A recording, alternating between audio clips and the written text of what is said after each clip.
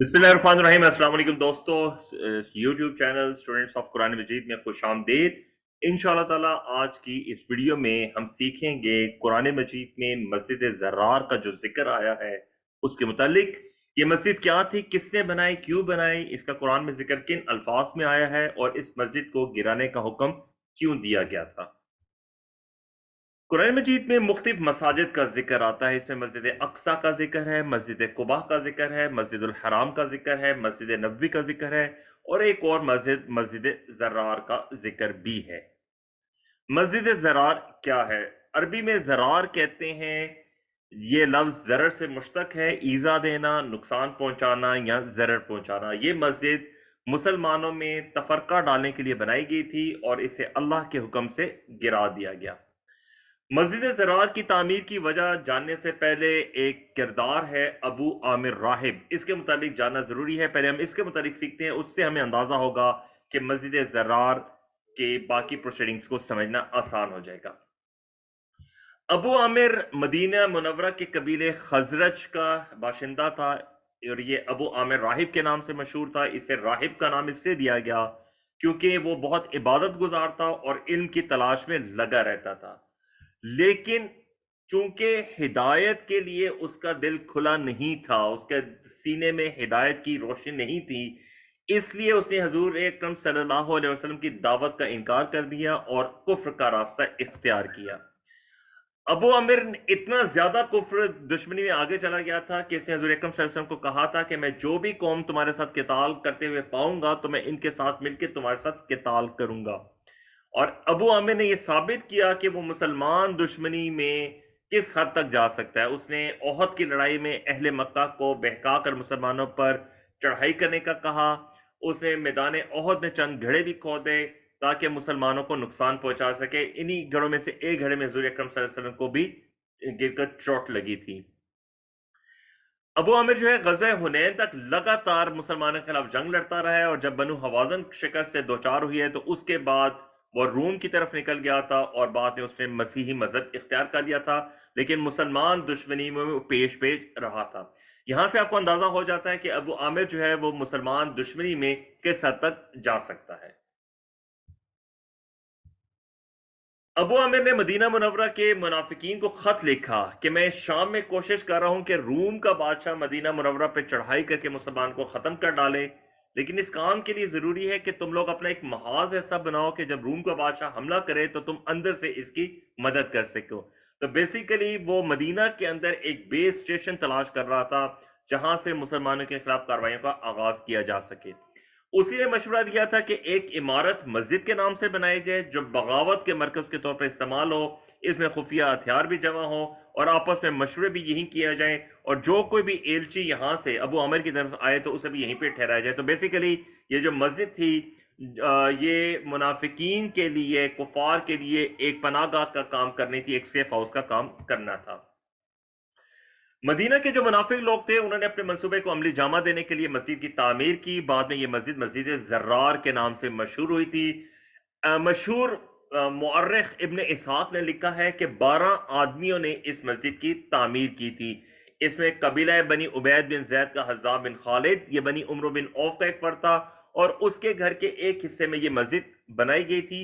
जो बाकी 12 लोग थे उनमें कबीला बनी उमैया बिन जैद का सालबा बिन हाती, बनी जबिया बिन जैद का मोता बिन कशीर, बनु जबिया का अबू हबीबा, बनु जबिया बिन जैद से नब्ता बिन हारिस, इसी तरह बजाद बिन उस्मान, बनी उम्र बिन औफ का इबाद बिन हनीफ, जारिया बिन आमिर उसके दोनों बेटे, मचवा बिन हारसा, जैद बिन हारसा, वदिया बिन साबित और बनु जबिया बिन जैद से यखरज, ये लोग वो थे जिन्होंने इस मस्जिद की तामीर में हिस्सा लिया था।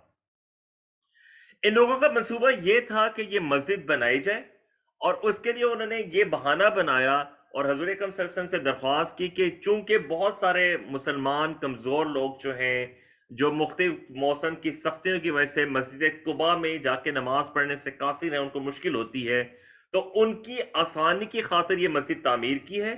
और उन्होंने हजूर अकरम सल्लल्लाहु अलैहि वसल्लम से दरख्वास्त की कि आप सल्लल्लाहु अलैहि वसल्लम किसी वक्त यहाँ तशरीफ लाएं और नमाज पढ़ें।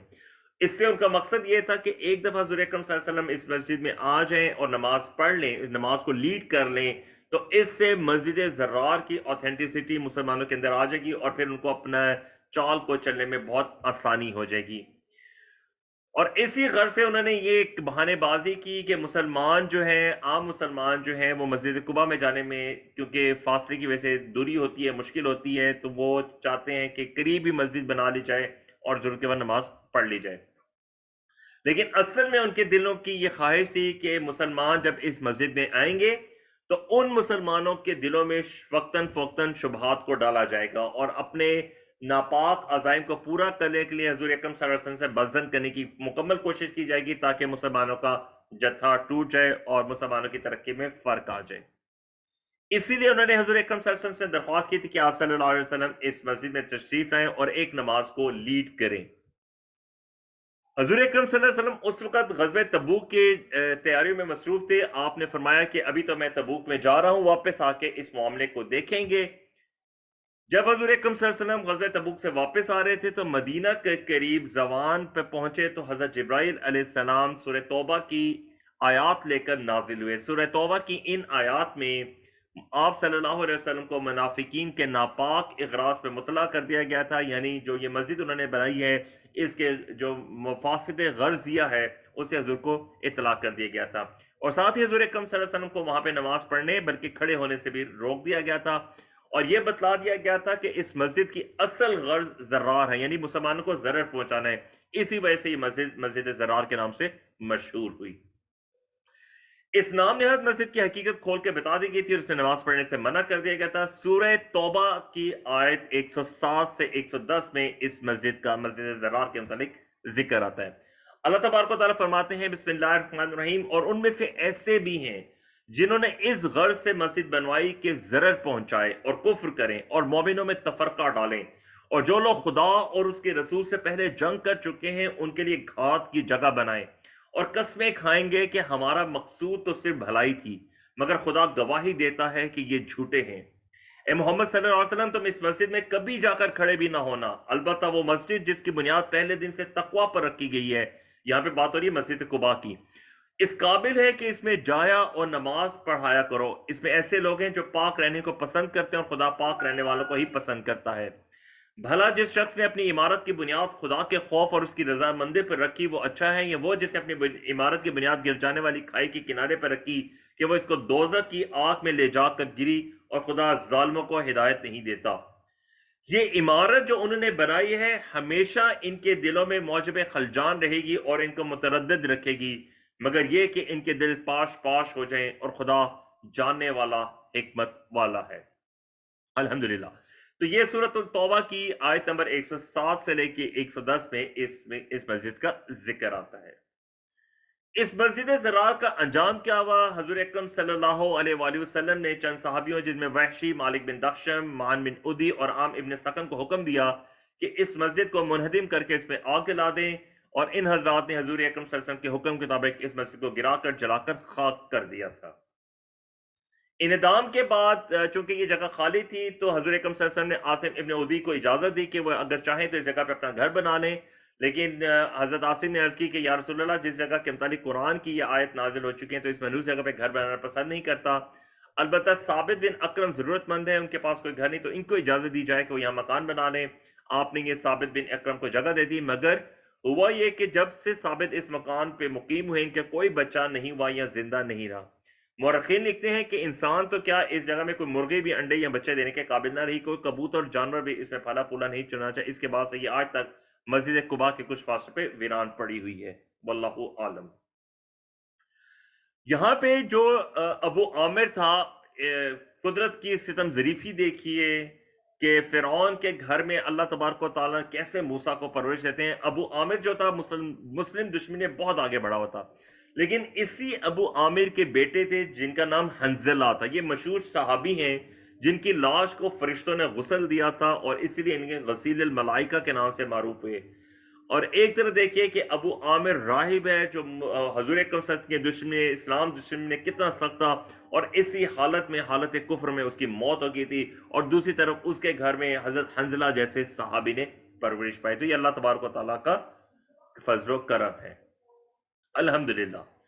اگر آپ چاہتے ہیں کہ قرآن مجید سے متعلق مختلف چیزیں جیسے قرآن کریم کی لغات، الفاظ، قرآن کا خلاصہ، قرآن کا اجمالی خاکہ، قرآن صورتوں میں نظم و ربط، قرآن صورتوں کے تعارف، قرآن مجید کے مضامین سیکھ سکیں، یا قرآن مجید کے سیکھنے کے سلسلے میں علم النحو، علم الصرف، علم البلاغہ جیسے کورسز کر سکیں، یا مختلف متفرق کورسز کر سکیں، تو آپ سے درخواست ہے کہ یوٹیوب چینل اسٹوڈنٹس آف قرآن مجید کو سبسکرائب کیجئے۔ اگر آپ کو ویڈیو پسند آئی ہے تو لائک، کامنٹ اور شیئر کیجئے۔ اللہ سے دعا ہے کہ اللہ میں قرآن پڑھنے، سمجھنے، غور کرنے، عمل کرنے، پھیلانے اور یاد کرنے کی توفیق دے۔ سبحانک اللہم و بحمدک، نشہد ان لا الہ الا انت، نستغفرک و نتوب الیک۔ السلام علیکم ورحمۃ اللہ وبرکاتہ۔